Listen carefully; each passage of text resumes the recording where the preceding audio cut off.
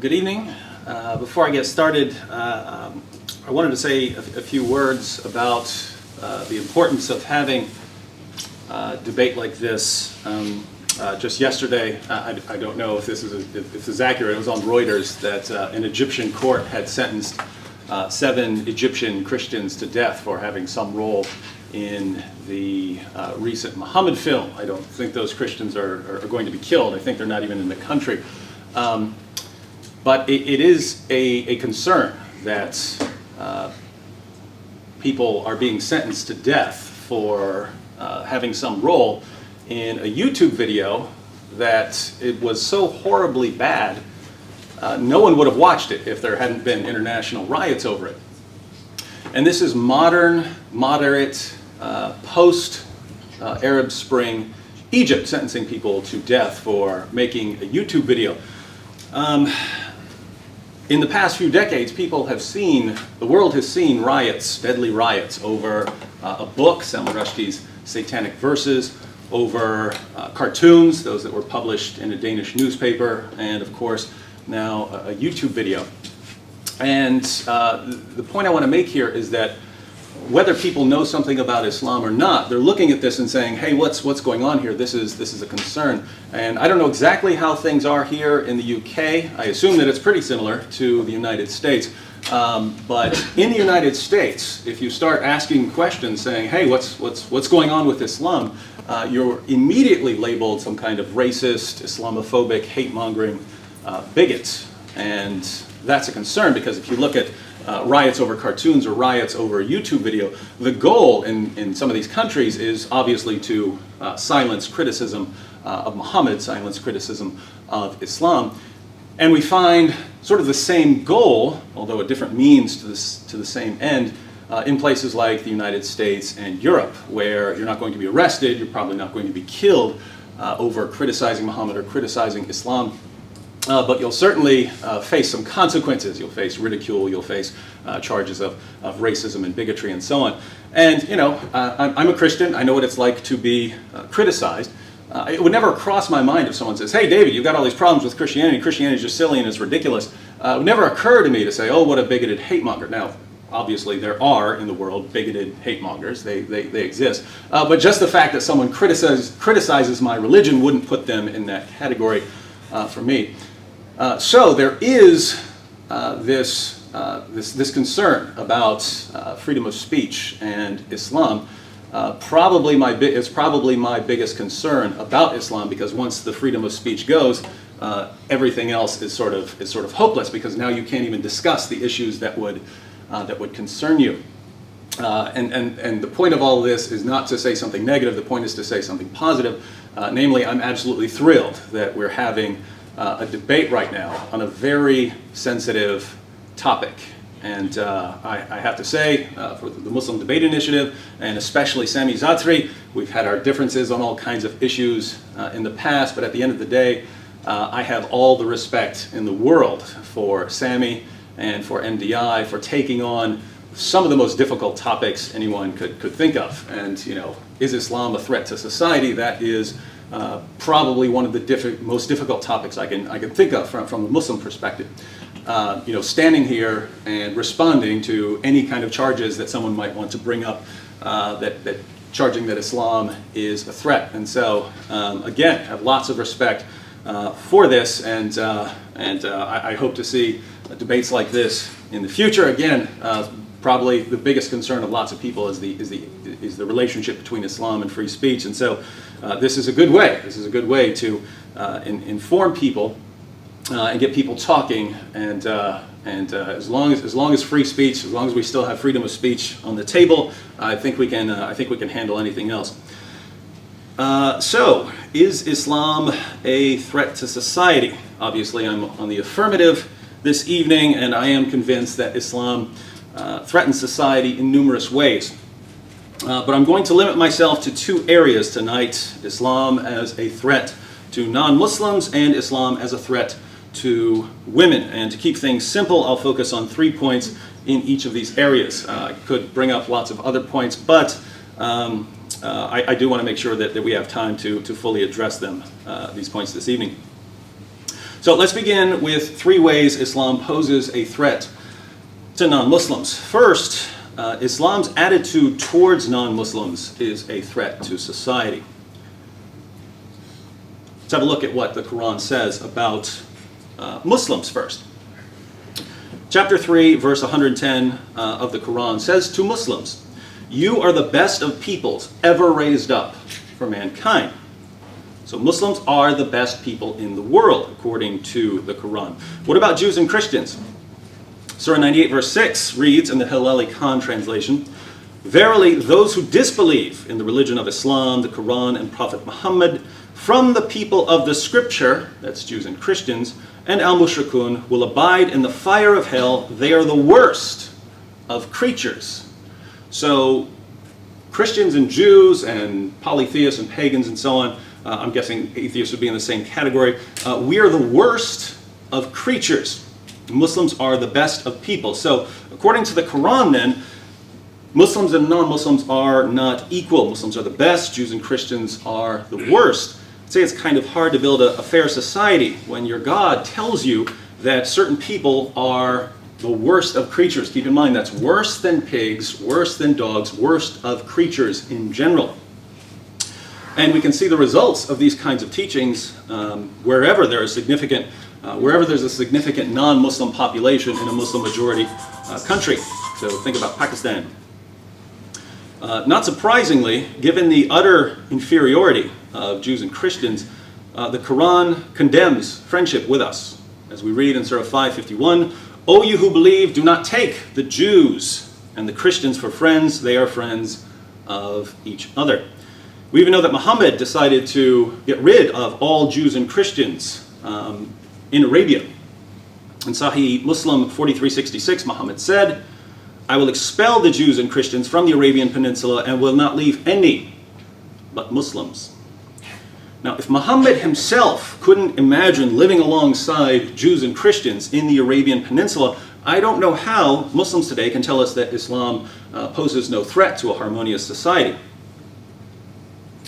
Second, Islam commands Muslims to violently subjugate non-Muslims. And I would say this is certainly a threat to society. If you want to understand jihad, you have to understand one simple fact, and that's that jihad proceeds in stages. Muslims are commanded different things depending on where they are in the world. And the pattern we find in the life of Muhammad, the pattern we find in the Quran, the pattern we find in the Hadith, the pattern we find in the commentaries, it's all the same sort of 3-step pattern. 3 stages. Stage 1, when Muslims are outnumbered, they are to proclaim a message of peace and tolerance. And when Muhammad was a persecuted prophet in Mecca, when he had only a few dozen followers, we read one of the most peaceful passages in the Quran. I love this passage. Surah 109, "Say, O unbelievers, I do not serve that which you serve, nor do you serve him whom I serve, nor am I going to serve that which you serve, nor are you going to serve him whom I serve. You shall have your religion, and I shall have my religion." That's what Muslims are commanded in Surah 109 to say to non-Muslims. You have your religion, I have my religion. What's the problem? That's when Muslims are a minority in society. That's just stage 1. Stage 2, when Muslim numbers increase, they are permitted to engage in defensive jihad. And there are many passages in the Quran about defensive jihad. I'll read one. This is the first passage allowing Muslims to fight. For this, they were commanded not to fight, not even in self-defense. So Surah 22, 39-40 says, "Permission to fight is given to those upon whom war is made because they are oppressed. And most surely Allah is well able to assist them, those who have been expelled from their homes without a just cause, except that they say, 'Our Lord is Allah.'" So, defensive. You can fight to defend yourselves. And many people in the West wouldn't have any objection to fighting in self-defense. People are, attacking your community or something like that. But lots of people want to pretend that that's the Quran's final word on dealing with non-Muslims, and it's just not. It's not in the life of Muhammad, not in the Quran, not in the Hadith. One of the last 2 surahs revealed was Surah 9. And we find a very different message in Surah 9 of the Quran. I'll read Surah 9:29 because it specifically refers to the people of the book, Jews and Christians. Surah 929, fight those who believe not in Allah. Notice what it says. Fight those who believe not in Allah. Not fight people who are persecuting you and expelling you from your homes anymore. Fight those who do not believe in Allah, nor the last day, nor hold that forbidden which hath been forbidden by Allah and His Messenger, nor acknowledge the religion of truth, from among the people of the book, that's Jews and Christians, until they pay the jizya with willing submission and feel themselves subdued. So, fight unbelievers, including Jews and Christians, until they pay the jizya and feel themselves subdued. Muhammad said in Sahih al-Bukhari 69:24, I've been ordered to fight the people till they say, La ilaha illallah. And whoever said, La ilaha illallah, Allah will save his property and his life from me. Notice what he says. He does not say, I have been ordered to fight people until they stop attacking me. I have been ordered to fight people till they recite the Shahada. It's very different from the earlier stages of Islam. At first, where there's no fighting, and then when there's fighting in self-defense. Here it's fighting people specifically because of their unbeliefs. And I'd say that's certainly a threat to society. Third, Islam's command to kill apostates are a threat to society. Western nations generally support freedom of religion. If you want to become a Muslim, you're free to do so. If you want to leave Islam, you're free to do that as well. So how do we reconcile freedom of religion with Muhammad's command to kill anyone who leaves Islam? Let me quote some hadith. Sahih al-Bukhari 69:22. Allah's Messenger said, if anyone changed his Islamic religion, then kill him. I don't know of a more clear command. If anyone leaves his Islamic religion, kill him.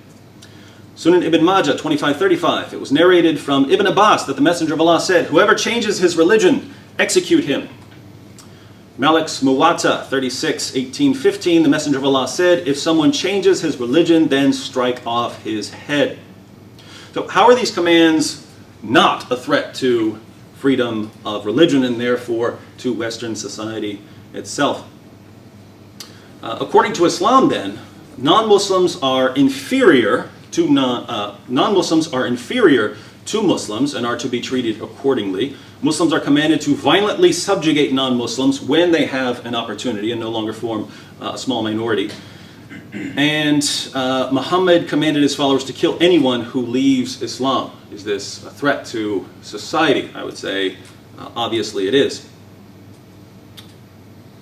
But Islam also threatens society by drastically reducing the status of women.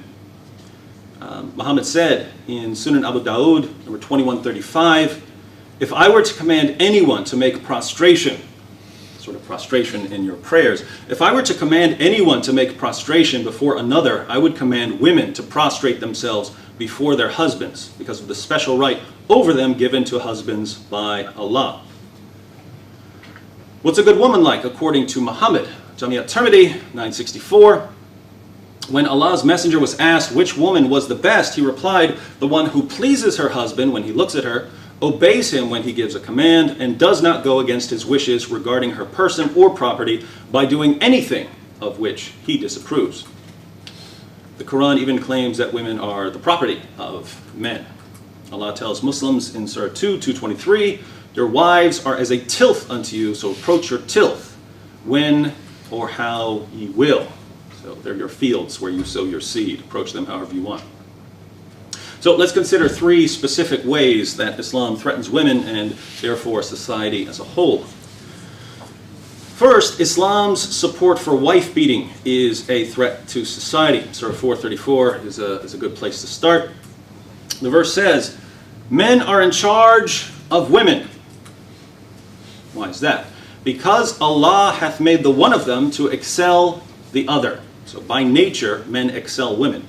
And because they spend of their property for the support of women. So good women are the obedient, guarding in secret that which Allah hath guarded. But what do you do if these women get out of line? As for those from whom ye fear rebellion, admonish them and banish them to beds apart and scourge them. Then if they obey you, seek not a way against them. There are lots of passages we could bring up. We might bring up more in the course of this debate. Sunan Abu Dawud 2142, Muhammad said, a man will not be asked why he beat his wife. So it's no one else's business if someone is beating his wife. There's one very disturbing passage from my perspective where a woman is brought to Muhammad who had been beaten by her husband. Now, just to be fair to the context, she was saying false things about her husband, but he beat her until she had some sort of green bruised skin. Aisha, looking at this, said, in Sahih al-Bukhari 5825, I have not seen any woman suffering as much as the believing women. This is not David Wood saying this. This is Aisha, the mother of the faithful, saying, I have not seen any woman suffering as much as the believing women. This is Aisha, this is one of Muhammad's wives, saying the Muslim women had it worse than the pagan women. Second, Islam's claims about the stupidity of women are a threat to society. In Surah 282, the Quran discusses contracts, and we find that the testimony of a woman is worth half the testimony of a man. The passage says, and get 2 witnesses out of your own men. And if there are not 2 men available, then a man and 2 women, such as you agree for witnesses, so that if one of them, 2 women, errs, the other one can remind her. But why are women less reliable as witnesses? Muhammad tells us in Sahih al-Bukhari 2658, the Prophet said, isn't the witness of a woman equal to half of that of a man? The women said, yes. He said, this is because of the deficiency of her mind. So women are deficient in intellect, according to Muhammad. Let's look at one more passage. Sahih Muslim 142. Muhammad said, O women folk, you should give charity and ask much forgiveness, for I saw you in bulk among the dwellers of hell. A wise lady among them said, why is it, Messenger of Allah, that our folk are in bulk in hell? Upon this the Holy Prophet observed, you curse too much and are ungrateful to your spouses. I have seen none lacking in common sense and failing in religion, but at the same time robbing the wisdom of the wise besides you. Upon this, the woman remarked, what is wrong with our common sense and with our religion? He, the Holy Prophet, observed, your lack of common sense can be well judged from the fact that the evidence of 2 women is equal to 1 man. That is a proof of the lack of common sense. And people wonder why the Taliban are against young girls going to school. Third, Islam's support for marrying prepubescent girls is a threat to society. Muhammad married a girl named Aisha when she was either 6 or 7 years old, depending on the source, and he consummated the marriage. He had sex with her when she was 9 years old. I'll quote a few passages, there are certainly plenty more. Sahih al-Bukhari 3895, Khadijah died 3 years before the Prophet departed to Al-Madinah. He stayed there for 2 years or so, and then he wrote the marriage contract with Aisha when she was a girl of 6 years of age, and he consummated that marriage when she was 9 years old. Sahih Muslim 3311. Aisha reported that Allah's apostle married her when she was 7 years old, and she was taken to his house as a bride when she was 9, and her dolls were with her. And when he, the Holy Prophet, died, she was 18 years old. Sunan Abu Dawud, number 2116, Aisha said, the apostle of Allah married me when I was 7 years old. The narrator Sulaiman said, or 6 years old. He had intercourse with me when I was 9 years old.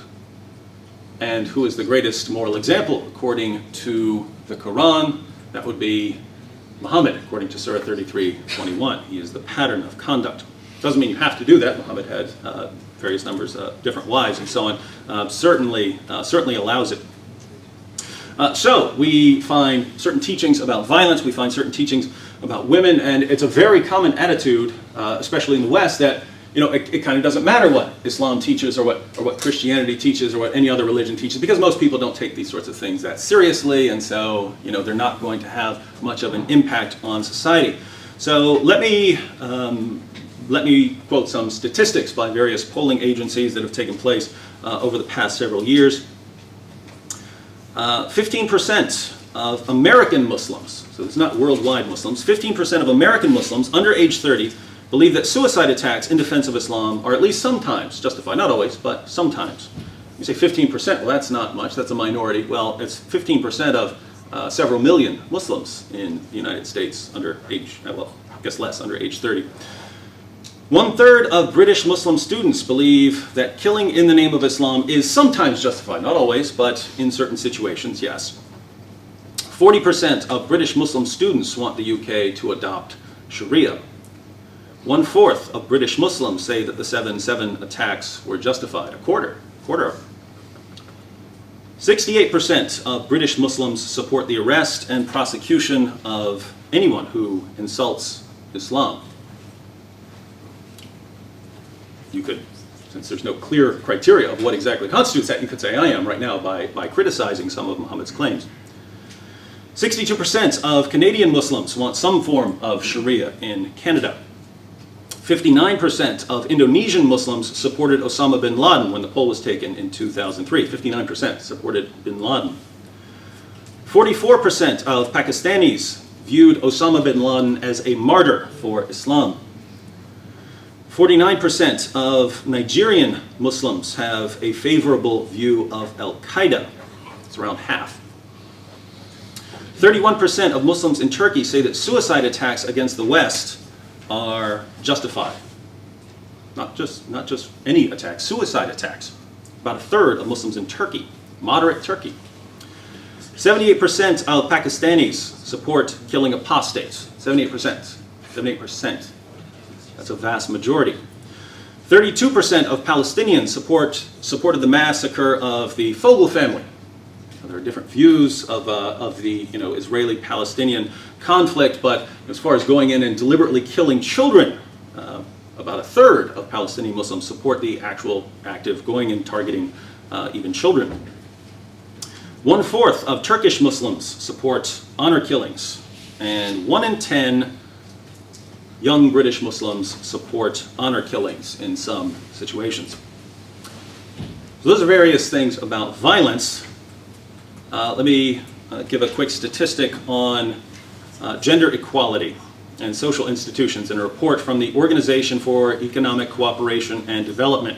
They examined various countries around the world and rated them based on certain criteria: equal opportunities for education or employment for women, laws to protect women from physical violence, equal rights under the law regarding ownership of property, guardianship right to their own children, son preference, so if culture prefers sons to daughters, it gets a lower score, equal access to divorce rights, and the percentage of women married or divorced by age 16.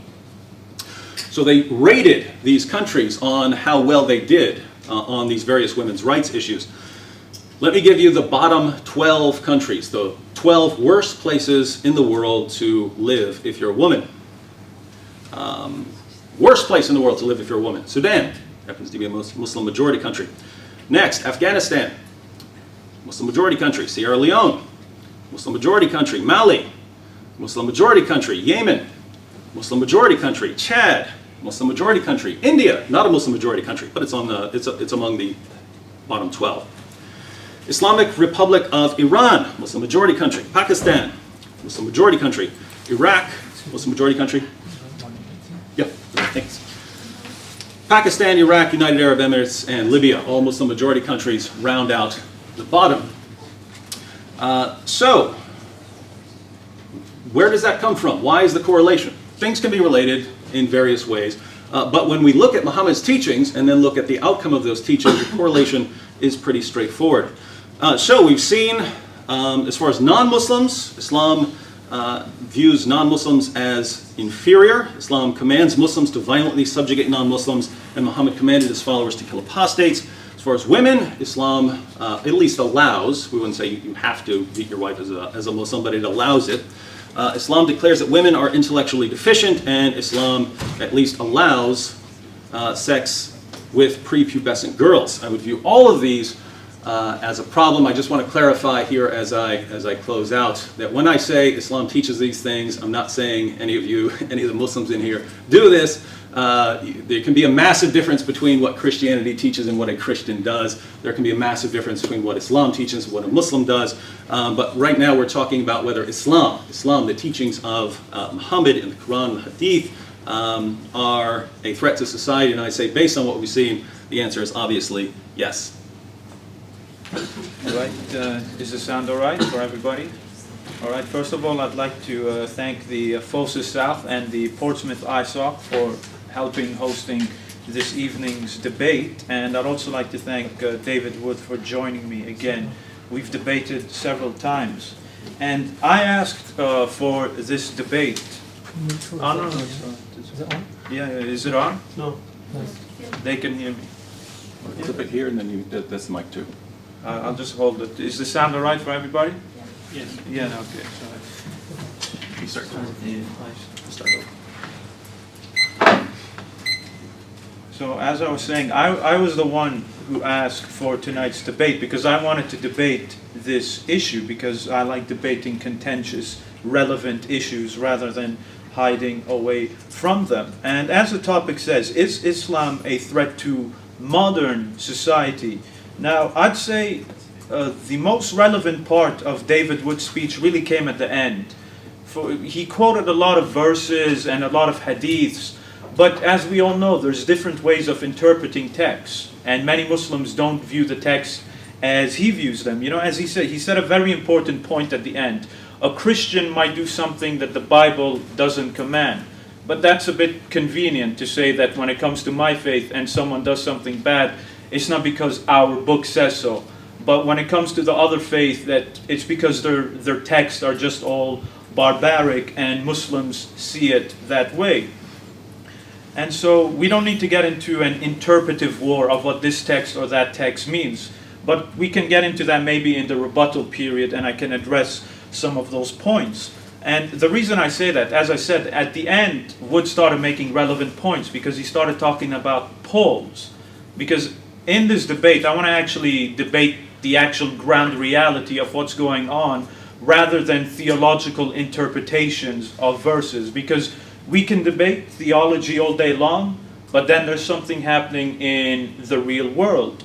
For example, Wood brought up the issue of jihad. And indeed, one of the main reasons why people say Islam is a threat to modern society, and David was making that point, is because of the issue of jihad, terrorism. We have a lot of Islamic extremism today. And so the argument is Islamic extremists are a result of Islam. The reason you have people flying planes into buildings is because of Islam. They looked at those teachings that Wood brought up, and they say, now we're going to go kill the non-believers because Surah 9:29 tells us to kill them, or because the Prophet commanded us to fight them. Now, if we want to understand terrorism, then we need to do a proper investigation of why those Islamic extremists are doing what they're doing. Then we can jump to conclusions. And I must say, I'm a bit qualified to talk about that because I wrote my dissertation on Osama bin Laden's network and why they're fighting. And it was a successful dissertation. So let's analyze the motivations of those terrorists before you want to just blame Islam. And here's a point we have to make. Just because we talk about their motivations does not mean we agree with them. So there's a big difference. Someone might have a legitimate beef or a legitimate political issue, but it doesn't mean we agree with their methodology on how they do things. But there might be a legitimate concern. Now, according to Wood and many of his colleagues, they say, as I said, the reason bin Laden exists is because of Islam. Well, is that the case? In 1996, bin Laden actually released his manifesto, a declaration of war against the United States. Now, you'd think if you want to analyze why he's doing what he's doing, him and his men, then you'd start off by reading that text. And if you read that text, according to bin Laden, he doesn't say we're fighting you because of freedom, or we're fighting you because we're just Muslims and we feel like having a fight with you because you're not Muslims. No, he clearly says that they're fighting back because of the aggression against them. For example, American troops in the Arabian Peninsula. What's happening in Palestine? What's happening in Iraq? He said the same thing in 1997 in an interview with Atwan Bari, who lives in London, who owns his own newspaper. And in 2004, there's so many statements I can give you, but in 2004, a video was released by bin Laden, and he said the reason for 9/11. You know, people often ask, why do they hate us? Well, the man who did it, in this video, told you why he did it, but for some reason people just ignored him. So why did bin Laden say Al-Qaeda did 9/11? Was it because, yeah, we just hated freedom, you know, we don't like baseball games? Or was it because the Quran simply said so? You know, we're Muslims and you're the worst of creatures, that's why we're going to fly planes into buildings. No, he said none of that. Instead, he gave legitimate reasons. Now, legitimate reasons doesn't equal legitimacy to go and do what you do. There's a big difference between the two. But he gave legitimate political grievances. Number one, the issue in Palestine, the illegitimate occupation that's happening. Number two, the sanctions in Iraq, which killed over 500,000 children, some say 100,000, whichever, it's bad enough. And then he brought up as well the war in Lebanon in 1982, how Israel went in and it completely destroyed the infrastructure of Lebanon, killed thousands of innocent civilians. And if you visited Lebanon in the 90s, like I did, you'd see all the destruction everywhere in civilian populations. And so these were the reasons he gave for his attacks. Specific foreign political issues. You know, dead babies in Iraq, the issue in Palestine, and the issue in Lebanon, all of these things put together, and the presence of American troops in the Muslim world, and so forth and so forth. And the new leader, Ayman al-Zawahiri, says the same things. You know, other leaders, such as al-Libi, who's been killed, they all say the same things. None of them ever come up and say, we're fighting you because we hate your freedom and because we think you're the worst of creatures and because we're Muslims, you're not, and we just hate you because, you know, whatever, you like watching Sports Center or what have you. Those are not the reasons as to why they fight. So what do the academics say as well? You know, let's strengthen the argument. We know what they say, we know what the actual extremists themselves say, so now let's go to the academics. So, for example, a recent study was made. David was quoting so many studies, so now let's quote our own studies. A study by the National Bureau of Economic Research. They recently did their own study which found that civilian casualties in Afghanistan at the hands of foreign troops creates enemies and causes people to become radicalized and to join the insurgency. That is their words. This is a Western organization saying that foreign casualties at the hands of foreigners in Afghanistan, foreign troops, causes people to become radicalized. It's not because they picked up the Quran and just said, yeah, today I feel like becoming a radical. What a surprise. Another study about drone strikes in Yemen found out the same thing. An in-depth report was done by the Washington Post, and they quoted human rights organizations, they quoted people in Yemen, and what did they find? According to their studies, drone strikes in Yemen caused an increase in support for Al-Qaeda in the Arabian Peninsula. In fact, there was a correlation. The more drone strikes happened, the more popular Al-Qaeda was becoming, and the more bigger they were becoming. So you can even see the direct correlation for yourself. And again, another surprise. What about drone strikes in Pakistan? A recent study was done by Stanford University and New York University. According to their own studies, people in the Pakistani tribal areas, civilians, are being terrorized. They're being terrorized by drone strikes. But in this case, it's good terrorism, right? Because when we, the West, do it, well, that's not really terrorism. Or there's justified reasons when we go and kill some innocent child and blow their limbs into pieces. You know, a lot of people were talking about Malala, the schoolgirl who got shot, and we condemn that. But what about all the Malalas who've been killed by drone strikes? Where's their condemnations? You know, where's their pictures? Why aren't they being put up there to be Time magazine's most influential person? Oh yeah, they're collateral damage. It doesn't matter. And if you want to read all these reports, then take their website. It's a very good website. You can see the interviews with the victims and the families. It's livingunderdrones.org. Again, this is a Western university saying that this is causing terrorism. And when you terrorize people and you kill innocent civilians, do you think those people are going to come offering you cookies, or are they going to come offering you a fight? We know the answer. And here's the best study of all. And this practically it refutes most of what he said. And this is the smoking gun. Always keep this fact in the whole debate. A major study was done by the Arizona State University's Center of Strategic Communications. So what they did is they examined over 2,000 texts from Islamic extremists from 1998 to 2011. That's a lot of text to read and to examine. And what was their conclusion? They examined all the Quranic verses that were being quoted by these extremists, and they were examining the context in which the verses were quoted. For example, David Wood brings up Surah 9:29. You see, because of that verse, Muslims are going out to conquer the world. Well, guess what? According to this study, the reason why Islamic extremists quote Quranic verses is not for world domination. The context that they use the Quran in is in defensive ways, responding to aggression, victimization, dishonor, and retribution, their own words. So when they quote the Quran, they're not doing it the way David tells you that, yeah, we just want to go conquer you. They're doing it as a defensive response. And here's the irony.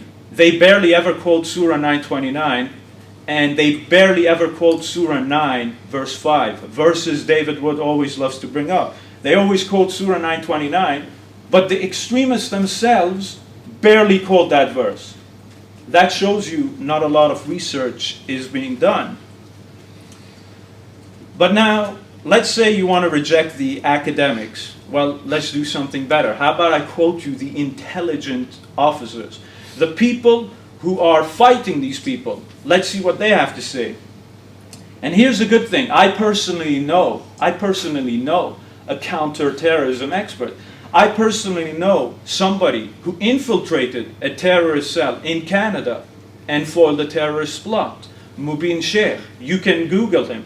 And so I interviewed this person. You know, this guy is the real deal. He infiltrates a group, and he's a counterterrorism officer. What does he have to say? I asked him bluntly, I just asked him in an interview, do these extremists hate us and attack us because they just hate our freedom and because they're just a bunch of mad Islamic extremists? And his answer, what was it? It should be yes, if everything David is saying is right. But according to him, that's a load of nonsense. The bigger irony is that I even named David Wood. I asked him, people like David Wood, Robert Spencer, use these arguments. What do you have to say about that? And this counter-terrorism expert said that that's just not true. If Mubin Sheikh's not good enough for you, I'll bring someone better. Michael Scheuer. Does anyone know who he is? This guy spent 22 years in the CIA. Not only did he spend 22 years in the CIA, he was the head of the unit that was tracking bin Laden from 1996 to 1999. And from 2001 to 2004, he was a special advisor to the new chief guy, to the new top guy. So what does he say? This guy should know better than all of us. He's with the CIA. He's an American patriot. So what does he have to say? Do these extremists hate us because they hate our freedom? Is it because they're just a bunch of lunatics? Well, according to him, they are at war, the Islamists are at war because of foreign policy issues, not because of everything David is trying to tell you. And he names some of them. American support for Israel's occupation, America's wars and support and occupation in Afghanistan and Iraq, the presence of American troops in the Arabian Peninsula. He names these as reasons. And you want a bigger irony? Bin Laden himself quoted this guy. He told Western people, if you want to know what we're about, go read this guy's books. I suggest you do the same. He has a book called Imperial Hubris. So this man is a CIA agent. If he's not good enough for you, then nothing will. But let's even bring something better. The 9/11 Commission report, the investigation of 9/11. They talked about the motivations of those terrorists. So what did they come to? What did they conclude to? You can even find the video on YouTube. They basically asked the top intelligence guy to sum up the view. And he was an FBI agent, James Fitzgerald. He was basically the spokesperson. And these are his exact words, the reason why they did what they did. They identify with the Palestinian problem. They identify with people who oppose repressive regimes, and I believe they tend to focus their anger on the US. Hardly a surprise, because the US has its hands in all of those things. Now, if that's not good enough for you, then this is going to be the cake.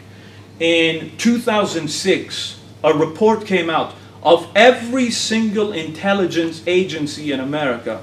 All of them together came together. You know, they wanted to release a report on terrorism and extremism. So all of them came together, and what conclusion did they arrive to? Did they say, yeah, the reason why terrorism is such a problem is because, you know what? Islam. You know, Islam has all of these verses, and why? What are we going to do with Islam? You know, we have so many problems. Surah 9:29, the Prophet told Muslims to just fight the unbelievers, and yeah, this is a big problem. They said none of that. Instead, their assessment and final conclusion was that the war in Iraq helped fuel the spread of terrorism around the world. Every intelligence agency in America said that. And I brought this up a few years ago on one channel David Wood appears on, ABN. And I brought it up to a man named Walid Shubat. And when I brought this up to him, he said these guys are just a bunch of liberals. That's the response you get when you bring these arguments. So that's the terrorism issue out of the way. Keep every point I made in mind in the rest of the debate. Because you can quote a verse and say this verse means that, that's why they're terrorism. I just gave you a summarized reason as to why the extremism exists. Heck, I didn't give it to you. The intelligence officers gave it to you. Now, David talked about polls, and now this is going to be the best, actually. There's always better stuff coming up. Now he's going to have to be consistent, because if he wants to say Islam is a threat, and let me just say something, I agree with Wood. There are threats from the Muslims, but where I disagree with Wood is saying that Islam is the cause of the threat. You see, I'd be on the same page as David if he was saying, yeah, we got a problem with Muslims and we got to sort it out, like honor killings. I'd 100% agree with Wood. We need to get together and try to stop that. But the problem is, he puts the blame on someplace else. Oh, it's because of Islam. Forget about all the Hindus and non-Muslim Africans doing honor killings. Forget about passion killings that take place in the West and South America. Yeah, just forget about all of that. You see, I can't do that. But nonetheless, on polls, now this is where we need to be consistent, because according to Wood, Islam is a threat because of all the polls he mentioned. Well, they did a poll in America last year, in America alone. They did a poll with Christians, Jews, Muslims, Mormons, and atheists. And they asked each group, which group was more likely. So they came up to you, say you're a Muslim, and they asked you, is it justified for the military to kill civilians, to target and kill civilians, not collateral damage? So that was the question. 21% of Muslims said it's justified. What about the rest? 58% of Protestants and Catholics said it's justified for the military to kill innocent people. 64% of Jews said it's justified. 43% of atheists and agnostics said it's justified. In opposition, Muslims were the highest number of people opposed to killing innocent civilians by the military. What about the non-military? They asked them another question. What if it's a small group of people or an individual who kills a bunch of civilians? Is that justified? 11% of Muslims said it's justified. 26% of Protestants said it's justified. 27% of Catholics said it's justified. 22% of Jews said it's justified. And 23% of atheists said it's justified. So according to this poll, Christians, Jews, and atheists are far more likely to support the murder of innocent civilians. Now, if he's consistent, he's going to have to say, well, Christianity is a threat, Judaism is a threat. But now comes the convenient inconsistency. When there are bad Christians, it's because they're bad Christians. It has nothing to do with the Bible, even though the Bible has verses saying go kill women and children, but it has nothing to do with the Bible. But when it comes to Muslims, oh, it's all because of the Quran. I'm sorry, ladies and gentlemen, but that's completely inconsistent, and no non-biased person can take such an argument seriously. That argument is basically trying to have your cake and eat it. It just doesn't work. But now as for the polls on Muslims, let's address the polls on Muslims, but keep the other polls in mind because we want to be consistent.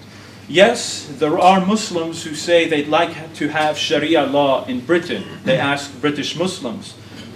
Now, we need context. When British Muslims say they want Sharia law, what context do they mean? Do they mean that they want to take over your lives and make all of you Muslims? That's not what they mean. What they mean, they want Sharia law in their own personal lives in civil issues, like marriage. They'd like to have that marriage done under Sharia, or divorce, something like that. And the Jewish communities in Britain and Europe have the same thing. They have their own Jewish court systems where they can go and do civil matter issues under Jewish law. So that's what Muslims mean when they say we want Sharia. Secondly, someone who says, I'd like to have Sharia in the West, is far different than saying, I'm going to impose Sharia in the West. If you were to ask a Christian or a secularist or a secular humanist, would you like the entire world to be secular humanist? They'd say yes. But that's a far different thing than saying, now I'm going to force everybody to become a secular humanist. And what about the polls about Muslims who they support suicide bombing, or they think it's okay to kill, and so forth? Once again, context has to be shown to those polls. When you ask a Muslim about suicide bombing, he's not thinking about a suicide bombing that goes into a civilian population and just kills innocent people for the sake of killing them. He looks at that as the foreign political issue which I mentioned at the start. This is the problem with a lot of people. They don't view things through the Muslim perspective. They just view things through their own perspective. When a Muslim answers questions like that, he's viewing things from the perspective of seeing places like Iraq getting bombed, Afghanistan getting bombed, Palestine getting bombed, and so he's viewing it in that specific context. Context is always important to such polls.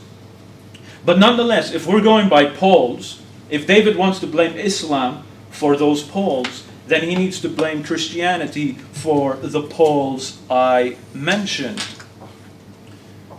And last but not least, the issue of freedom of speech, because David brought it up in his opening.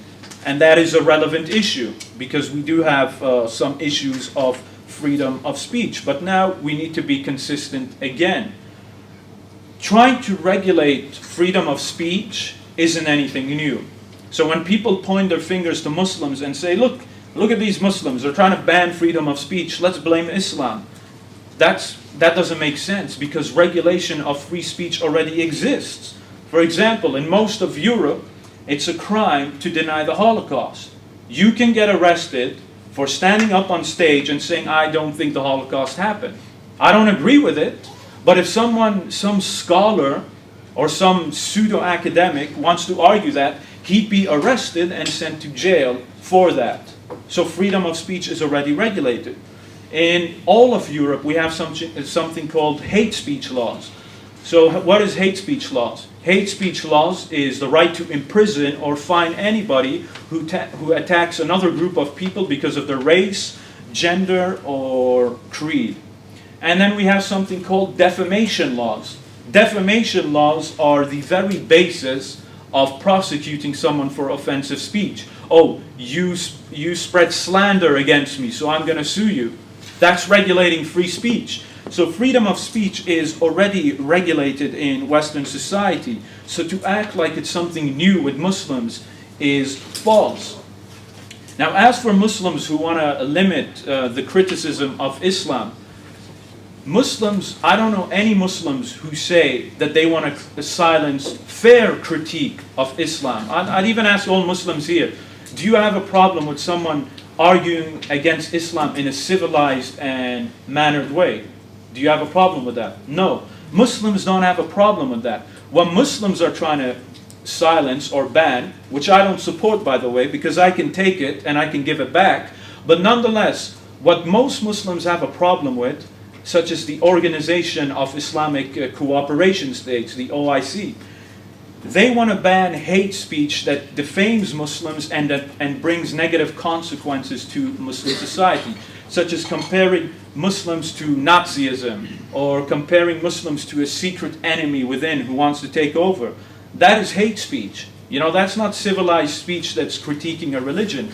We saw that same speech used decades ago on another group. In fact, the irony, when the OIC say they want to prosecute Islamophobia, they use the laws I just brought up. Hate speech laws, defamation laws. It's a crime to deny the Holocaust. They say, you already do that, so why don't you do that with us? So they're not trying to invent anything new. So freedom of speech is all good. Like, let's debate in a civilized way. Most Muslims don't have a problem with that. And I'll even challenge would bring up any major Muslim group who said we want to ban civilized discourse between Christians and Muslims. We just want to ban a nice debate. I don't think that exists. But anyway, my time is up. All right, well, thank you, Sami, and I appreciate a lot of the information you shared. A lot of the information based on your personal studies was new. Just to review what I argued in my opening statement, I argued that Islam poses a threat to society in two major categories: one, non-Muslims, and two, women. As far as my arguments that Islam poses a threat to non-Muslims, I said that Islam's attitude towards non-Muslims, namely that Muslims are superior to non-Muslims, is a threat to society, as is Islam's command to violently subjugate non-Muslims and Muhammad's command to kill apostates. As far as women, I argued that Islam supports wife-beating. This is certainly a threat to society. Islam declares that women are intellectually deficient, and Islam promotes marrying prepubescent girls. These are all threats in various ways to society. Sami didn't answer much of that, so I'm assuming he'll get to that in the rebuttals. He did say he doesn't want to get into an interpretive battle over the Muslim scriptures, but if these scriptures say what I'm saying that they say, then obviously they're a threat to society. If the Quran commands Muslims to subjugate non-Muslims, obviously that is a threat to society. So I hope he'll deal with some of the texts I presented. Sami spent a lot of time pointing out that Muslims who act in the world, or Muslims who engage in terrorism, for instance Al-Qaeda, they don't act from the motivations that I presented. So when Al-Qaeda views what they're doing, it's not we want to subjugate the non-Muslims because they're the worst of creatures. It's because they're interfering in Muslim lands. And actually, I happen to agree with most of what Sami said in his presentation on this context, and we're actually going to come to some agreement here. Sami said that Osama bin Laden was fighting against the West because of Western interference in Muslim lands, and he said that most Muslims who quote the Quran in the context of groups like Al-Qaeda and so on, quote the Quran for defensive texts, not for offensive texts about going out and subjugating the entire world. And I agree completely. Let's review the three stages of jihad And you can read about these even in certain Muslim sources. If we want to go through sources, we can do that. But it wasn't challenged so far. What I said was that Islam, in Islam, jihad proceeds in stages. When Muslims form a small minority of the population, as Muhammad did in Mecca, they are to promote a message of peace and tolerance, as Muhammad did when he was in Mecca, and as the Quran verses revealed during this time specify. Later, when Muslims have a higher number and can start defending themselves against attacks or criticism, they are encouraged to engage in defensive jihad, fighting people who are posing some sort of physical or intellectual threat to Islam. And it's only later, when Muslims form a majority, or when Muslims can actually go out and dominate other groups, that they are encouraged to engage in offensive jihad.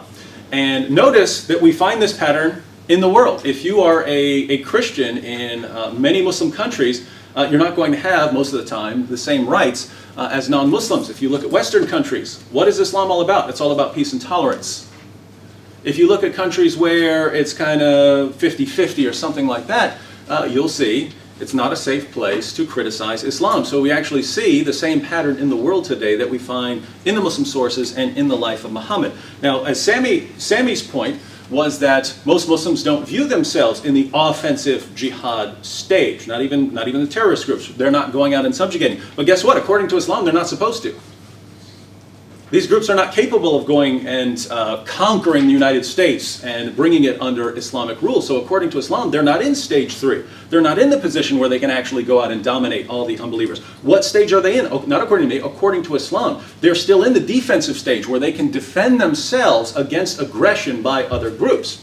And so when Sami says that that's what they're doing, I would say that's exactly what they're supposed to be doing, according to Islam. And let me quote a couple of passages, and if anyone doesn't understand the mindset behind, say, the 7/7 bombings or 9/11, it's actually pretty straightforward according to groups like Al-Qaeda. Let me read a verse from the Quran. Surah 5, verse 33. The recompense of those who wage war against Allah and His Messenger and do mischief in the land is only that they shall be killed or crucified, or their hands and their feet be cut off on opposite sides, or be exiled from the land. That is their disgrace in this world, and a great torment is theirs in the hereafter. What's the punishment for making mischief in a Muslim land? It's death, or depending on the severity, imprisonment or something like that, or exile. So, the penalty for making mischief in a Muslim land is death in an extreme case. Well, there is no more extreme form of making mischief in a Muslim land than having a non-Muslim military presence in the Muslim land. Or from a Muslim perspective, occupying an entire country, as with Israel. Many Muslims would view it that way. So Muslims regard the United States' involvement in Iraq or Afghanistan, or United States support for Israel, as making mischief in a Muslim land. And what would be the penalty, according to Islam? The penalty, as we just saw in Surah 5, verse 33, is death. Now that would apply to people who actually are going out and making the mischief. But there's something interesting. If you study groups like Al-Qaeda and the writings they put out, they say that the average person in the population might actually be responsible as well. And why? They're basing it on Muhammad's teachings. Let me quote you 2 ahadith from Muhammad. Sunan Ibn Majah, 2759. The Messenger of Allah said, "Whoever equips a warrior in the cause of Allah, he will have a reward like his. Whoever equips the warrior has a reward equal to the warrior." Sahih al-Bukhari, 2843. Allah's Messenger said, "He who prepares a ghazi," ghazi is a jihad fighter, "going in Allah's cause is given a reward equal to that of a ghazi." Notice what he says here. It's not just the person going out doing the fighting who gets the reward for the fighting. The person who funds that fighter, who funds that soldier, gets an equal reward. Why? Because the soldier wouldn't be able to go out and fight if it wasn't for the person who's funding the soldier. Makes perfect sense. What does that mean, though? If the United States is at war in Iraq or Afghanistan, or doing something else in some other Muslim country, and the penalty is death, that's the penalty on the soldiers. Who's funding those soldiers so that they can actually carry on this mischief making in Muslim lands? Well, that would be people like me, people who pay taxes and fund the military. That's the mindset. You don't have to agree with it. Most of you probably don't agree with it. But if you look at the pattern, people making mischief in Muslim lands, that's the penalty. The penalty for that is death, Surah 533. And those who support them financially, who make it possible for them to go out and fight, they are equally responsible. That's why you can have planes crashing into buildings, because none of those people in the Twin Towers are innocent. They're not innocent. They're all funding the government, which is making mischief in Muslim lands. Makes perfect sense. Again, you don't have to agree with it, but that's the idea. So I agree completely with Sami that these groups view themselves as engaging in defensive fighting, not offensive fighting. People are attacking Islam in various ways, and therefore Muslims are simply defending themselves. Sami says that Muslims are at war due to foreign policy issues. So just to clarify, I have agreed with a lot of what he says, but I'm going to have some disagreements here. Sami says that Muslims are at war due to foreign policy issues. Well, if you think about the Muslim reaction in various cases to these foreign policy issues, what foreign policy issues do Muslims face that no one else faces? Because the United States, I mean, let's face it, puts its nose in people's business all around the world. Most of those groups don't fly planes into buildings. Why is it somehow different? Well, you can see what the passages say in Surah 533 and in the Hadith. Sami says that the war in Iraq actually fueled terrorism. I agree completely. It's supposed to, according to Islam. Interference in Muslim lands is supposed to provoke a reaction according to the Muslim sources. So that's exact. I agree completely. He says that people in the West are complaining about the shooting of Malala. What about all the Malalas killed in drone strikes? Well, drone strikes usually aren't targeting little girls, whereas the Taliban did. They shot her in the head for criticizing the Taliban. I'm not saying anyone supports that. I'm not saying that's not the point. I'm just saying there is a massive difference there. But as far as if anyone else goes and targets a little girl, I don't care if it's a Muslim, a Jew, Israeli, Palestine, Christian, whatever, I would condemn any targeting of a little girl in a shooting. He says that statistics show that Muslims in America are less likely to support the killing of innocent people than other groups, and that Christians and Jews and atheists are more likely to support killing innocents. I haven't read this study. I'll go ahead and grant it. But Sami says that I'm inconsistent, right? Because let's suppose all Christians support going around killing innocent people or something like that. Let's suppose it was 100%. Why don't I then condemn Christianity? It seems that Sami has represented my argument as, look, you have various Muslims who are supporting terrorism, various Muslims supporting suicide attacks, various Muslims supporting honor killings, and I'm saying it's all Islam's fault. That was not my argument at all. My argument was, look, here are the sources which call for certain treatment towards non-Muslims, and here are sources calling for certain treatment of women, and then we see how these teachings have played out in the world, and people are obviously taking some of these teachings seriously. Just to clarify, whether it's Christians, whether it's Muslims, right? A Christian, as I said earlier, a Christian can do something that totally contradicts Islam. A Muslim can do something that totally contradicts Islam. If a Muslim is out doing something that doesn't come from his sources, that isn't based on the teachings of Islam, I would not condemn Islam for it. At most, I would condemn the Muslim for it and say, hey, you're not following the teachings of your religion. I would apply the exact same standard consistently to Christians, Jews, whoever.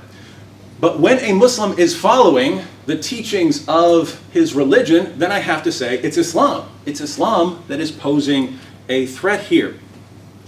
I'm out of time, so I'm certain that Sami has some responses. I hope he'll get to some of the points I brought up in my opening statement, and I'll be looking forward to responding. All right.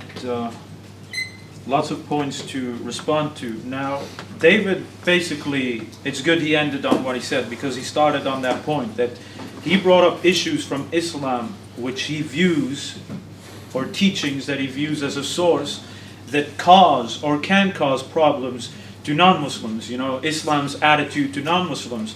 But what did I say in my presentation? Because I addressed that. That's his way of reading into it. David Wood looks at a verse that he thinks has a bad attitude to non-Muslims, and so he'll read it and say, you see, that's the problem.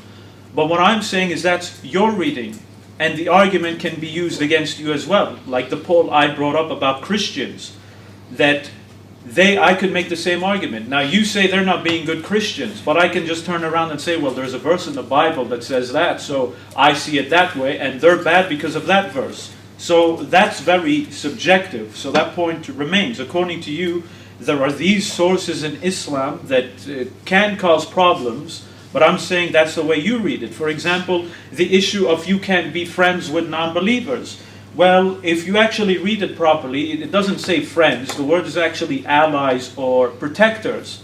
So right there is a big difference of how we're going to read it and how many other Muslims are going to read it. Secondly, there's another verse in the Quran, in the 60th chapter, that says that if someone's not oppressing you, there's no reason why you can't be good and kindly to them, which we'd even say friendly. So it's all about how you look at things and analyze them. And so what I'm basically trying to say is that you're looking at things from your own perspective. So rather than go into this circle of interpretive wars, let's look at the ground reality. So you brought up the issue of jihad, and I explained how those terrorists don't look at jihad the way you do. And you agreed with me. You said, yeah, they're defending themselves. But then you go on to say, but that's only for now, because then there's 3 stages of jihad. Well, that's all theory. Where did they actually say that? You know, we have what they say. The studies say that there is no plan for a conquest. Not now, not in the future. So once again, that's not really an argument. That's an interpretive issue. Let's stick with what's actually happening. But I'm glad we got that out of the way, because on your website you often quote stories of terrorists being arrested, and then you quote Quranic verses. You never say on your website that, oh, these guys were arrested because they viewed themselves as defending themselves. You quote verses from the Quran and then say, see, so much for Islam being a religion of peace. You see, that's why they got arrested, because Surah 9:29 told them to do that. But as I proved in my opening, they're not doing that because they just read the Quran and say, let's just go blow things up. They're doing it because of foreign policy issues. And by the way, that's not me saying it. I quoted you all the sources. Michael Scheuer, go look him up. The intelligence agencies, just put in 16 intelligence agencies, Iraq. And that report from the New York Times will come up. The Stanford and Arizona University, New York University, I've quoted you the academics. So that's not really what I'm saying. That's what the experts and the intelligent officers are saying. Now, the issue of issues to women. David brought up the issues that concern him, that Islam is a threat because of those verses. But now again, that's the difference which I said. If you want to talk about honor killings and gender equalities, then most Muslims will fully support you. But the difference between me and you is that you simply just want to blame Islam for all those issues, when many times those same issues you find in non-Muslim countries. You know, domestic abuse. You talk about wife beating, but there's so much domestic abuse happening in the West. And so, once again, there's a difference of how we view things. Unlike you, I don't view things as simply black and white, that, oh, there's all these problems for Muslim women because of Islam. You know, that's the core reason. A lot of those issues that Muslim women struggle with is because of cultural issues, like honor killings. Honor killings, anybody who does a serious and honest study of honor killings will see that honor killings are purely a backward cultural thing, rather than a religious issue. For instance, in Afghanistan, if recently a girl was killed by a man who wanted to marry her, but the father rejected him, so they killed her. How are you going to blame a religion for that? That has nothing to do with religion, but has to do with backward culturalistic tribal mentality, not to do with the issue of religion. And as for the issue of Aisha, now let's explain that. That's a very simple issue to answer. First of all, I'd like to ask, what's the age of marriage in the Bible? Because there is none. Nowhere in the Bible does it say you have to be 12, 16, or 18. So what is the standard? According to the standard of both faiths, Christianity and Islam and Judaism, the right age for marriage is when she is fit, both mentally and physically. That's the criteria of marriage. And back in the day, young girls, we view them as young girls now, but back in the day, marriage to young girls was very normal. We might view it differently because society has changed, but back then, not just in the Middle East, but virtually in many places in the world, including the United Kingdom, including Europe, marriage to young girls, they wouldn't even be called girls, was very normal. Secondly, even if you read the hadith only says Aisha moved in with him. There's nothing about sexual intercourse or what have you. But nonetheless, even if there is those issues, back then that's the way society was. We might view it differently, but back then a 15-year-old boy would be viewed as a man ready to go into war. These days 15-year-olds are not viewed that way. They're more busy playing PS3 or what have you. Society has changed, and anybody who does a simple academic study will see that for themselves. Now obviously, in today's age, it would be wrong to marry a 9-year-old. Why? Because in today's society, we know 9-year-olds are not fit for marriage, especially mentally. They're not ready for marriage. So any Muslim who's indulging in child marriages are wrong. That's not following the Prophet's example, because the Prophet's example was marrying a girl or a lady when she was both physically and mentally fit. If you don't do that, you're not following the Prophet's example. And secondly, many Muslim scholars have even come out saying it's wrong for child marriages to happen today. Islamic scholars, why would they say that? They know the hadiths, they know the Prophet's lives, and these are orthodox Islamic scholars. They're not trying to appease anybody. They're saying that in the Muslim world, where Muslims are in control according to Wood. So why would they come out and say that in the Muslim world, not in the West? So that shows that child marriages has no basis in today's society. And what about the issue of tolerance? David keeps bringing up the issue when Muslims are in power, we see something happen. Everybody else is subjugated and they're treated really badly. I'm sorry, history says otherwise. Anybody who studies anything about history in academia will see that non-Muslims who lived under the Islamic State lived in very good conditions. Yes, there were some bad periods, but tell me any society that didn't have bad periods in its society to a minority. We can have that game all day long in the secular West and the Christian West. You know, we live in a secular West. Do you know why we live in a secular age now? Because before secularism, the church used to rule Europe. And they were so oppressive, they didn't allow any freedom for even other Christians. It got so bad that European Christians had to come out and say, you know what, we got to get rid of the church. That's why secularism exists. So when Christians talk about freedom of speech, that's not because of Christianity.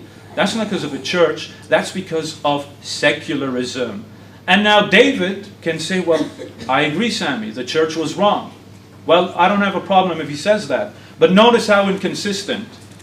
When the church is bad, David will say, yeah, because they weren't good Christians. But then he'll point the finger at Muslims when an Islamic state or a Muslim country is bad. Oh, look at them. You see, that's because of Islam. But when Christianity had so many centuries of backwardness because of the church, oh, that just doesn't have anything to do with Christianity. I mean, you just have to be completely biased not to see the inconsistency in that argument. It just doesn't make any sense. But nonetheless, as I said, if anyone studies the history of Islam, the Islamic State, non-Muslims thrived under the Islamic State. There are many examples of that. For example, in Al-Andalus, the Jews were thriving under the Islamic State. They even had their own golden age back then. And what happened? The Christians came back, kicked the Muslims out, and then what did they do to the Jews? They slaughtered them all. But again, that has nothing to do with Christianity. But if it's Muslims, well, look, they just hate the Jews. That's just very inconsistent. And to the issue of gender equality, David Wood named like 12 countries, Mali, Yemen. I mean, Yemen doesn't even have a proper working central government. How are you going to blame Islam for that?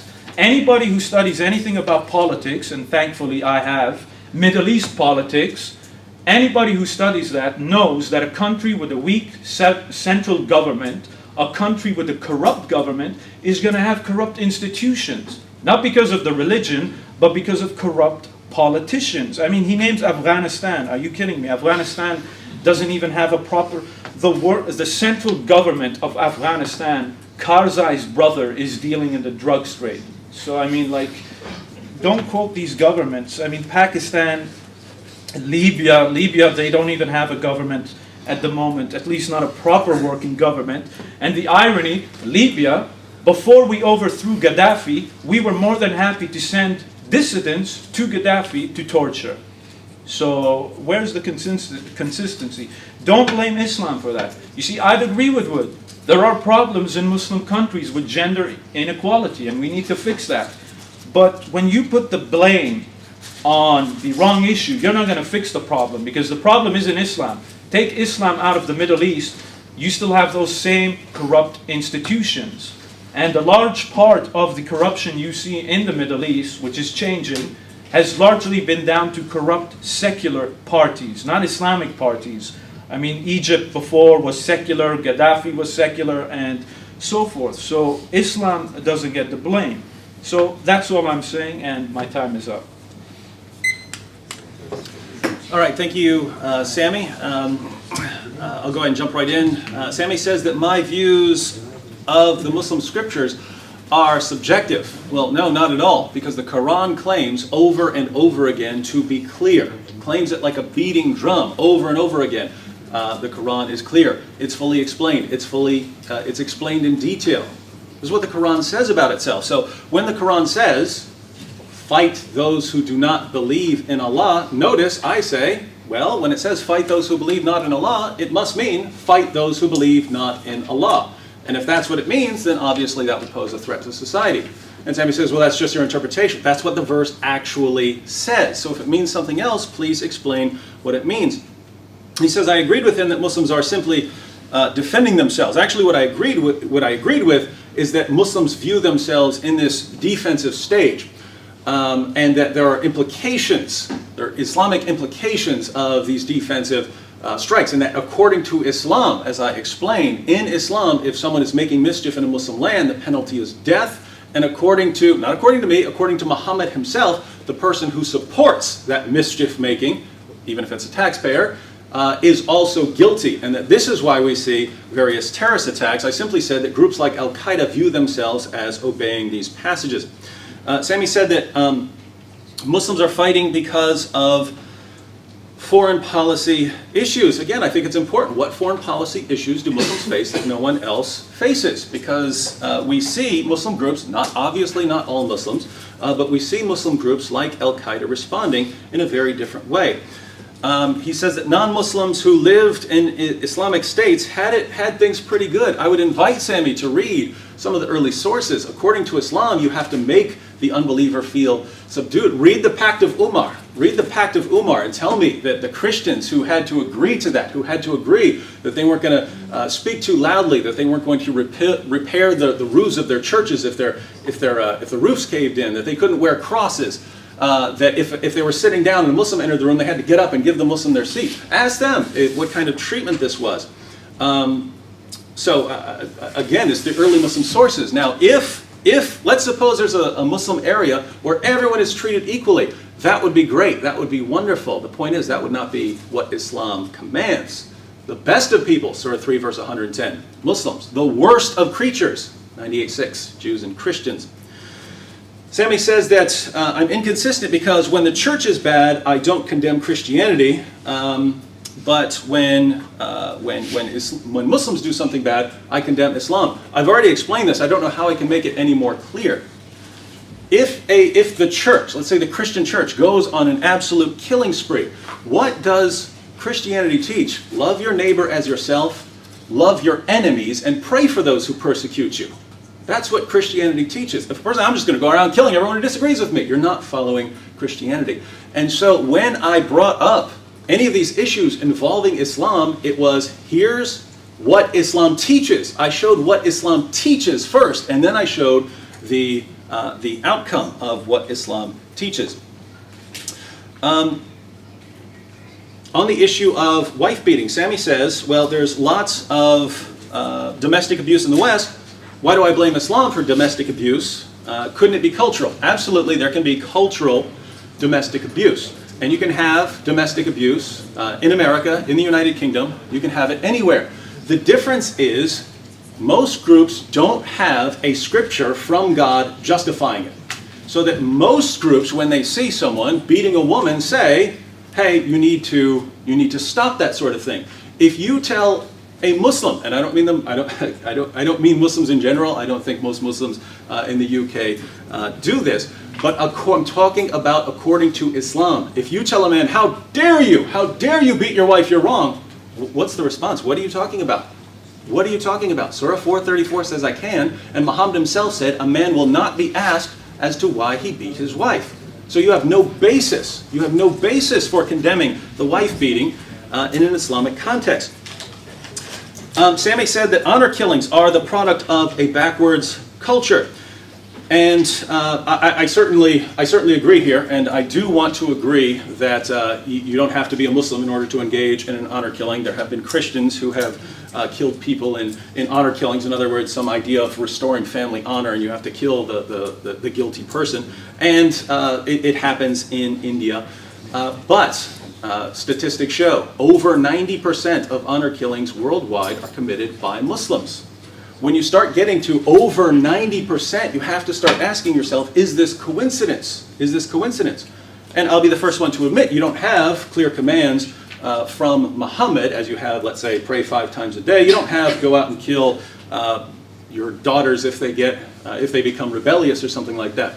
But we have to ask why this practice thrives more in Islam than it does in other contexts. Sami would say it could be cultural.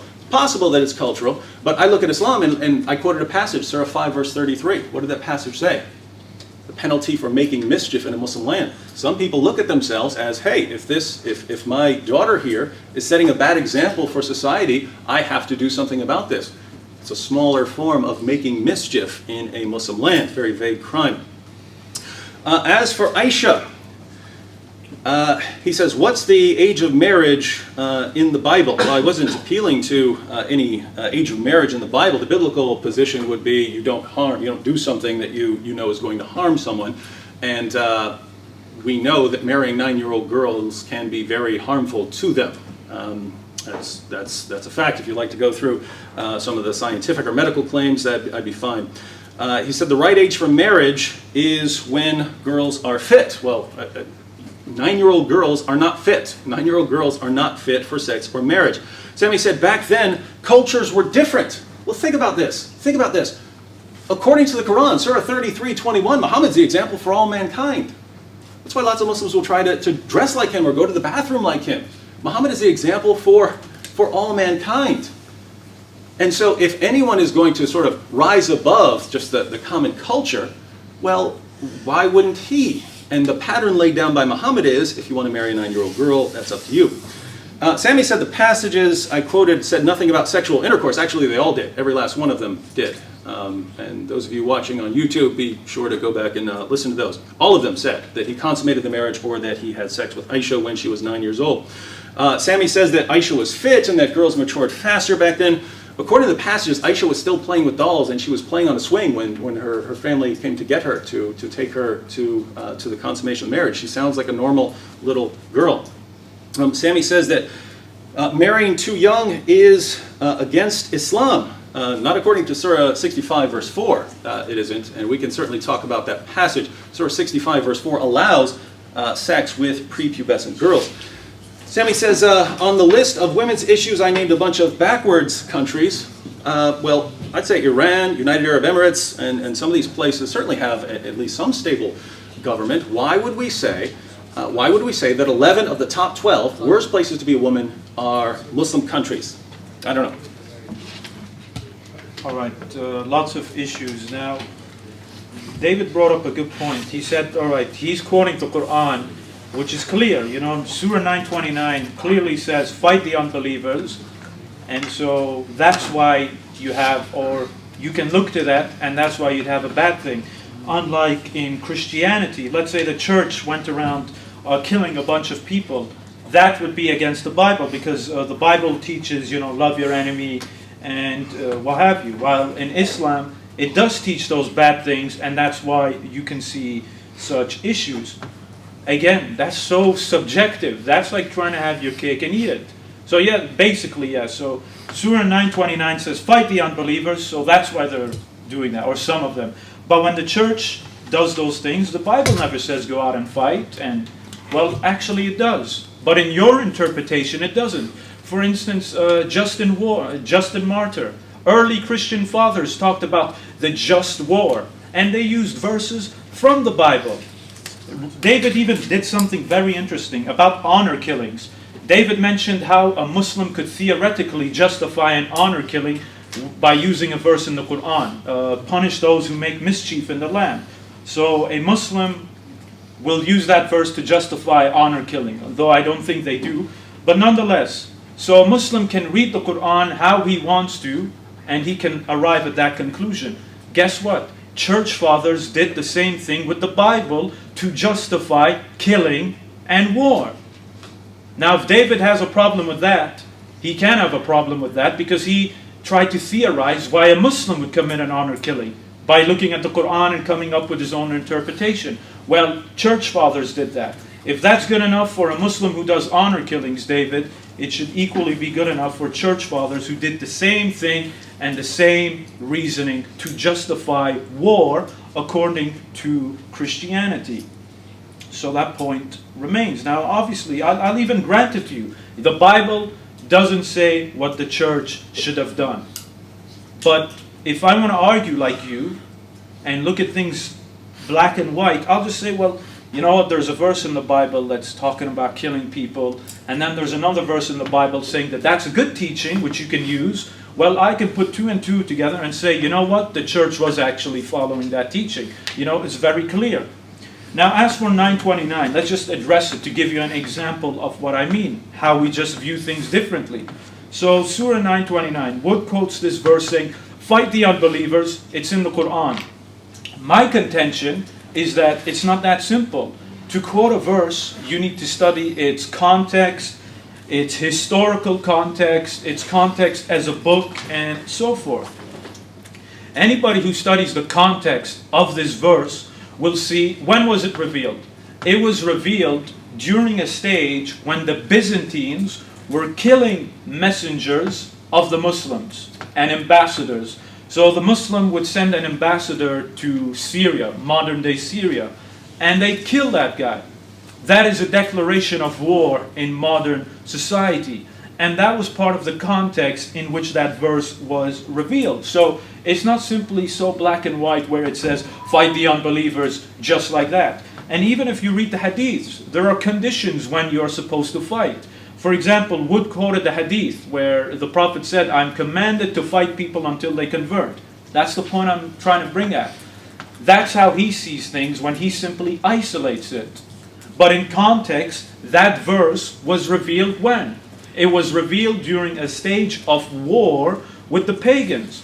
One of the greatest Islamic classical scholars, Imam Nawawi, even said that that hadith was referring to the Arab pagans during the war. So it's not simply so black and white as David is saying. Well, there's this verse in the Quran and it says fight the unbelievers. Yeah, that verse is clear, but you need to look at it in context. When you separate something from context, you are not doing any favors to the text. And what about the issue of Muslim terrorists? Now, David is trying to say that according to Muslim terrorists, they view themselves in a defensive crisis, as if to say that they're not really under attack. That's false, because the intelligence officers I quoted you, they weren't saying, Muslims simply think they're under attack.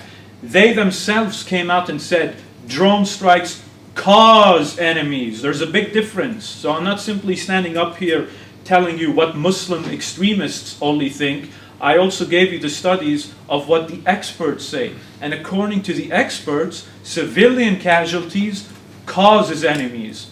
So that's why they view themselves in a defensive war, because of what happened, not simply because they just brainwash themselves into thinking that they're in a defensive situation. What about the Pact of Omar? I love the Pact of Omar. It's always brought up. First of all, non-Muslim historians argue that this pact is most likely not authentic. And we can actually prove that this pact wasn't authentic, or if it was authentic, nobody paid attention to it. For example, according to the Pact of Omar, you can't repair churches. Well, if you couldn't repair churches, why are there churches still standing? Some old historical churches from that time.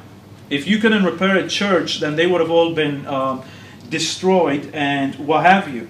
Secondly, the Pact of Omar contradicts a whole load of other texts we have of Christians who are free to worship. They don't have to get up for a Muslim. They have their own churches. They have a right to repair their churches. So the Pact of Omar stands against all of that.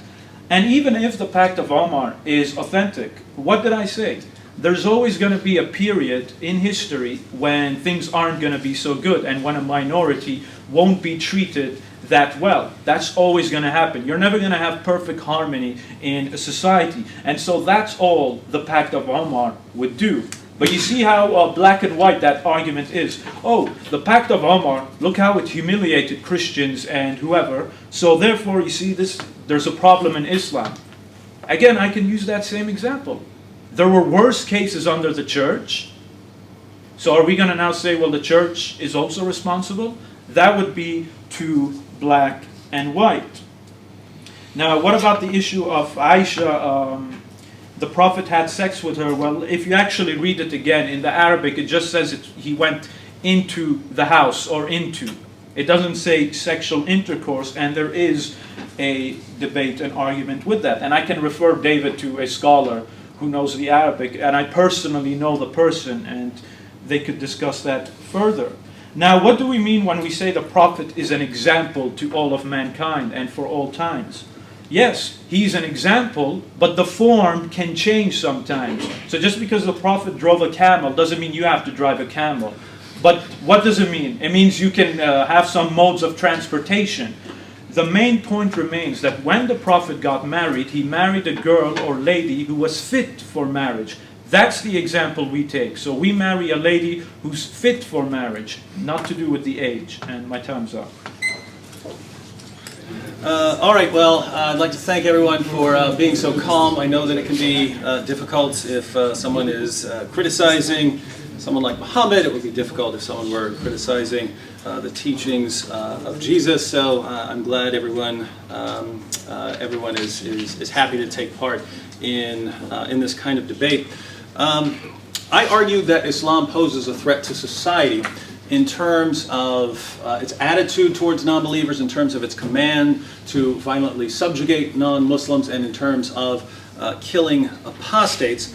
Sami's position has simply been, well, there can be other interpretations of that, and that's just your interpretation. Well, I want to point out it's not just my interpretation here. When I talk about Islam commanding Muslims to, if they have the opportunity, subjugate non-Muslims, that's not my interpretation. That's the interpretation of Muhammad's companions. That's the interpretation of some of the greatest scholars of all time. For instance, I invite you to read Ibn Kathir's commentary on that.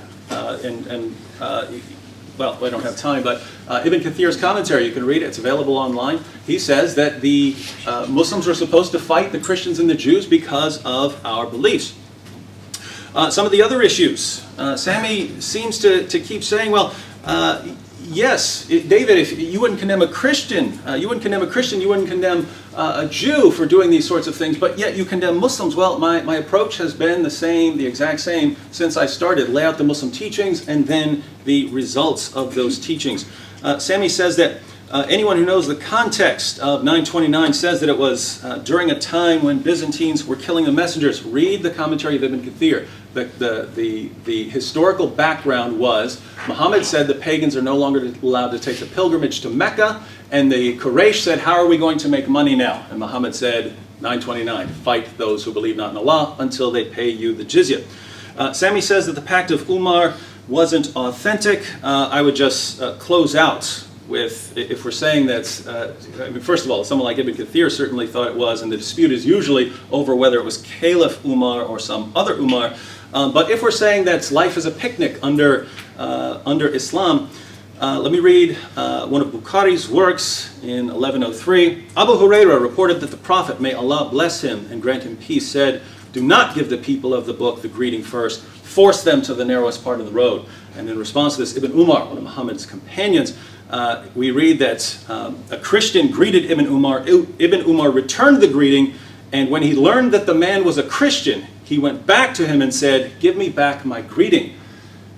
There is this attitude of forcing Christians to the narrow part of the road, of making them feel themselves subdued. This is obviously a threat to society. Sami says it's got nothing to do with Islam. I say your prophet and your sources say something completely different.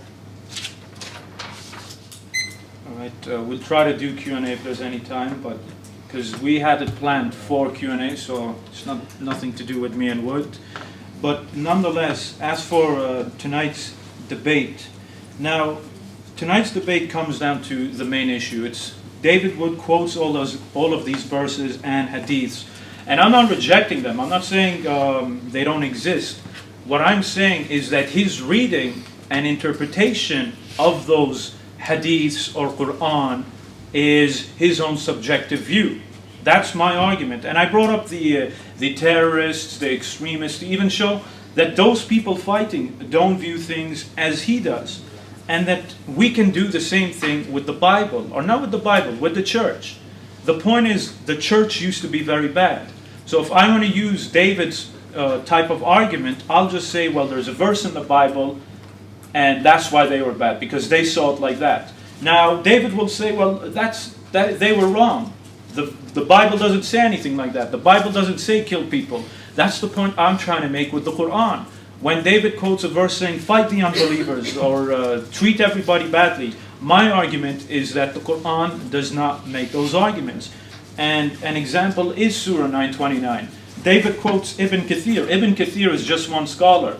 You know, just because one Islamic scholar said something does not make it an issue of unanimity or unanimous. So that's not really a major argument of what Ibn Kathir said that, so that must be that. And even the issue of not greeting somebody first. Let me give you another example of how that interpretation, or how David is explaining that, is so black and white.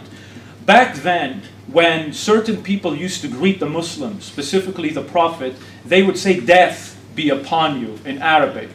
They twist the words. So it was in that context that the Prophet used to say, don't greet them first, because they used to come and greet the Muslims and a Prophet in a very negative manner. But there are also plenty of other hadiths that do talk about greeting people in general, which say, if somebody greets you, greet them with a better greeting. It doesn't say if they're a Muslim. It's talking about everybody. So again, the point I'm trying to make is we have to look at these things in context. And even the issue of supposedly force a non-Muslim down the narrow side of the road. Muslim scholars didn't view it like that. Back in the Islamic State, when a Muslim used to pass by a Christian or a Jew, they weren't pushing them to the side. Nobody saw it like that. So again, it's not simply so black and white. So all I'd say is that we need to just be consistent and not look at everything in a black and white manner, because we can do it with both the Bible and the Quran. Thank you.